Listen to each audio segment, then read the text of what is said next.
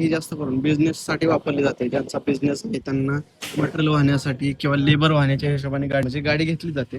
त्यातच आज आपल्याकडे अशाच प्रकारची एक गाडी आलेली आहे, ज्या गाडीला आपल्याला पाठीमागचा स्पेस पूर्णपणे मोकळा ठेवायचा आहे आणि फक्त मधीलच बेड करायचा अशा प्रकारे.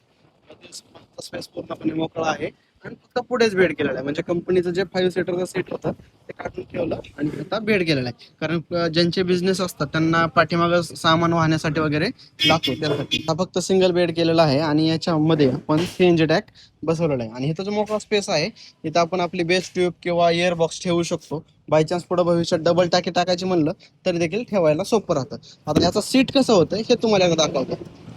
हे अशा प्रकारे सीट होतं फोल्डिंग मध्ये. पुढं स्पेस देखील भरपूर आहे. कंपनीचं सीट ज्या टायमाला असतं त्या टायमाला स्पेस नसतो.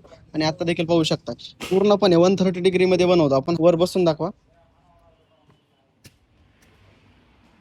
पाहू शकताय अशा प्रकारे. पुढे स्पेस देखील भरपूर आहे आणि वरती हाईटचा देखील कसल्याही प्रकारचा प्रॉब्लेम नाही.